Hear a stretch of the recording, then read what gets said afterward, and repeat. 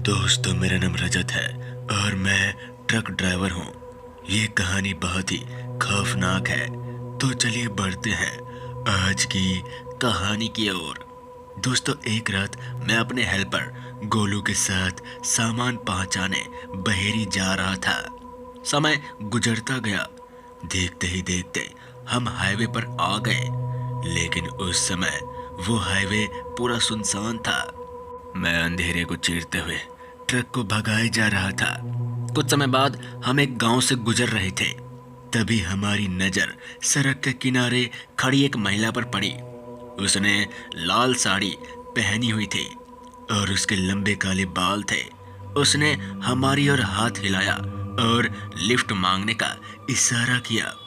हमें लगा कि इतनी रात को वो मुसीबत में है, इसलिए हमने ट्रक रोका और उसे अंदर जाने दिया। वो पिछली सीट पर बैठी और हमें धन्यवाद दिया। उसने कहा कि उसका नाम दया है और वो अगले शहर में अपनी बहन के घर जा रही है। उसने कहा कि उसकी बस छूट गई है और उसके पास वहां पहुंचने का कोई दूसरा रास्ता नहीं था। हमें उस पर तरस आ गया और हमने उसकी मदद करने का फैसला किया। हमने अपनी यात्रा फिर से शुरू की और उससे बातचीत करने लगे। वो मिलनसार और विनम्र लग रही थी, लेकिन उसमें कुछ अजीब बात थी, क्योंकि वो बहुत खूबसूरत थी। वो अजीब नजरों से गोलू को देखे जा रही थी। थोड़ी देर बाद हमने देखा कि उसने कोई जूते या सैंडल नहीं पहने थे। उसके पैर नंगे और गंदे थे। हमने उससे पूछा कि उसके पास कोई जूते क्यों नहीं है, तो उसने कहा कि उसने उन्हें रास्ते में खो दिया था। हमें लगा कि ये तो बहुत अजीब है, ऐसे कैसे खो सकता है। हमने कुछ देर और गाड़ी चलाई और फिर हमने एक साइन बोर्ड देखा जिस पर लिखा था, बहेरी में आपका स्वागत है। मुझे एहसास हुआ कि मैं और गोलू अपनी मंजिल पर पहुंचने वाले हैं।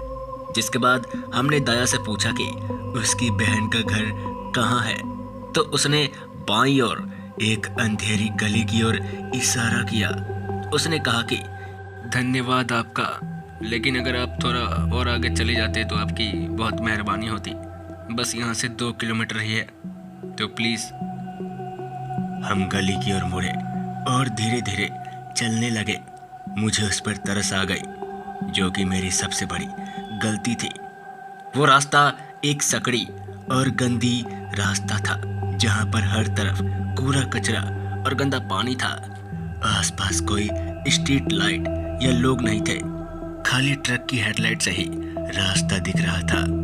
वो दिखने में बहुत ही खौफनाक लग रहा था। हम गली के अंत तक पहुंचे और टूटे हुए गेट वाला एक जीर्ण शीर्ण घर देखा। ये देखकर हमने दया से कहा, क्या यही आपकी बहन का घर है? तो उसने सर हिलाया और कहा, हाँ, आपका बहुत धन्यवाद। हो सके तो हम फिर से मिलेंगे। वो ट्रक से बाहर निकली और हमें फिर से धन्यवाद दिया। वो अभी जा ही रही थी कि मैंने उसे पूछा, जरा सुनिए, देखिए ये ट्रक तो वापस मुड़ नहीं सकता, तो ये जो सामने रास्ता है, ये क्या वहाँ जाके मिल जाएगी जिस रास्ते से हम आए हैं? तो इस पर वो कहती है, हाँ, मिल जाएगा।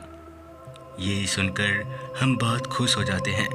मैं अभी ट्रक बढ़ाने ही वाला था कि वो कहती है, जरा 1 मिनट रुकिए ना, मैं अभी आती हूँ। उसने कहा कि वो हमें कृतज्ञता के प्रतीक के रूप में कुछ देना चाहती है। वो घर की ओर चली गई। हमने उसका इंतजार किया। काफी समय तक इंतजार करने के बाद भी जब वो वापस नहीं आई तो हम चिंतित होने लगे। तभी हमने कुछ ऐसा देखा जिसे देखकर हम लोग काफी डर गए। हमें अपनी आंखों पर विश्वास नहीं हो रहा था। उसके बाद हम लोग बिना कुछ सोचे समझे वापस ट्रक में आ गए और तुरंत वहां से निकल गए। मैंने तब तक ट्रक नहीं रोका जब तक कोई सुरक्षित जगह ना आ जाए।